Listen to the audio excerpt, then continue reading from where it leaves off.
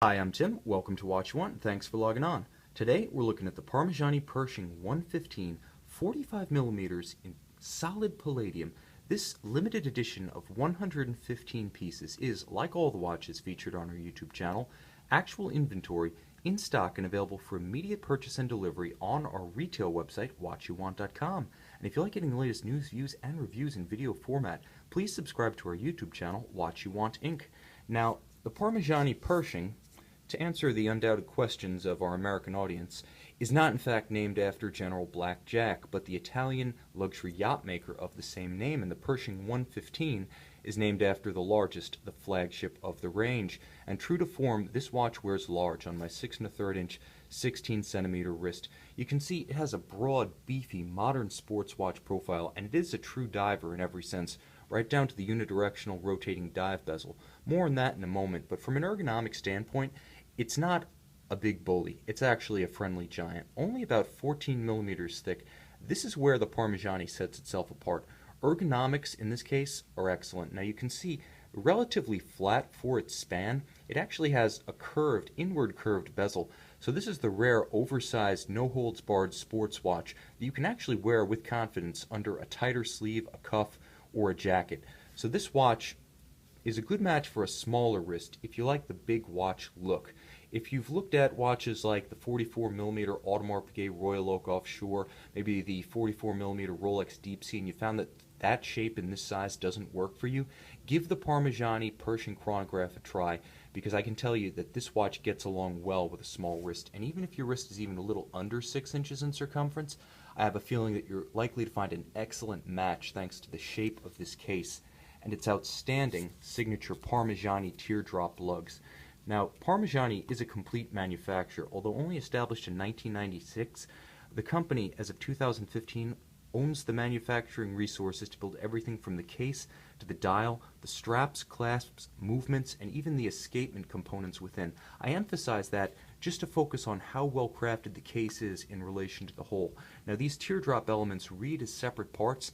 They have robust character, volume, and definition, but the real purpose of them is to be visually expressive and ergonomically excellent, and they give the watch a start wrapping around the curvature of the wrist and flowing into this very supple, natural, vulcanized rubber strap. Now, the best rubber straps are the ones that have, there we go, you can see it to advantage here, that have abundant relief channels on the back. They don't trap sweat, they don't trap sand, they don't trap salt, moisture, or heat.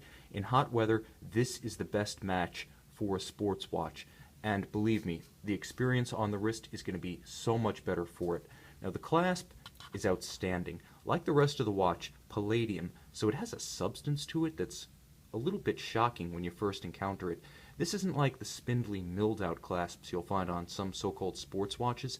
This is a big, proud, and prominent piece, but it also feels like a bank vault. It's one of the few clasps that feels just as solid as the case of the watch itself. And Parmigiani, again, making everything in-house, is able to control the quality so that the watch is of uniform quality throughout, from the clasp all the way to the dial. Twin trigger release, I always prefer those because of the security and the confidence they impart on the wrist. You can also see another mark of excellence, contrasting finish throughout.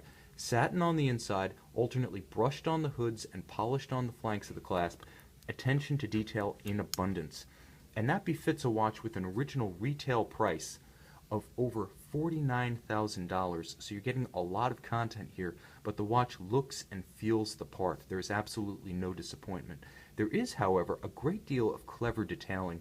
Now, Parmigiani also owns the artistic means of designing its timepieces, so there's a coherence throughout the model line, and there's a cleverness in the details of the individual components that sets the watch apart from the pack. Rather than being done by contractors, everything's done in-house. So integration of elements like these little rubberized studs into the palladium bezel, the integration of the loomed dot beneath the plane of the bezel itself so it can never be knocked off, scratched off, or marred, that's just a testament to how thoroughly and holistically Parmigiani conceives its timepieces. Now, moving inboard, you can see that there's a unique tachometer scale around the outer circumference, the Rayhaut of the dial. That's used for timing principally yachts, which is why the calibration is relatively gentle in comparison to tachometers on motorsports and aerospace themed chronographs that might be calibrated for 200, 300, 1,000 units. You're not going to be timing anything moving quite that quickly. So this could be readily converted in terms of units to knots. So if you want to time something moving at yachting speeds, Parmigiani has you good to go, thematically consistent. Now there is a date window right here, inconsistent with the practice of many others. You can see the date window has been moved to the 9 o'clock side of the dial. It's a little bit counterintuitive, but it's counterbalanced by the sub-registers diagonally opposed. So there is a balance and there is a logic to this dial. It's just Parmigiani's own, like everything else on the watch, an original thought and original execution. And you can see one of the few watches I've ever encountered that completely separates the constant seconds hand from an independent subdial. The watch visually makes a clean break between the time-telling functions, that is the hours, minutes, and seconds of the day, and the chronograph functions, which have their own subdials as well as blue coloration on all relevant hands. Artistically unique, also featuring hands of Parmigiani's own design and Parmigiani's own terminology. Parmigiani calls these delta hands, and from the profile I can observe, I'd say they're about halfway between Dauphine and Alphas. A little bit too burly, too butch, too sporting in their form to really identify directly with either, but you can see the heritage executed in a modern fashion. This is Swiss watchmaking at its best, executed in very much of a 21st century idiom in Parmigiani's unique fashion. Now when I talk about consistency of design, I do mean consistency inside and out. You can see the striations almost like a teak deck on the Parmigiani Pershing strap here, suggestive of a teak deck. That motif is confirmed and actually continued, recapitulated and exaggerated by the Côte de Genève style striations vertical, again in the same direction as the strap striations of the dial itself, likewise blazon on the movement, although it is hidden within the case. You could argue that every aspect of this watch thematically echoes every other. Very cohesive from an artistic standpoint. As a connoisseur of the outside and the inside of the watch, I really like this kind of execution, leaving no stone unturned. More surprise and delight details. You can see the rubberized chronograph pushers, outstanding tactile feel courtesy of the Parmigiani PF334 movement. Yes, it is their own, and like every other part from the rubberized additions to that unidirectional bezel, the 334 is built in Fleurier at Parmigiani's own facilities. 50-hour power reserve courtesy of twin barrels in series, very consistent power release to power the time-telling functions as well as that chronograph and all three of its sub-registers. The bottom line is you're getting a completely Parmigiani-conceived, Parmigiani-executed watch.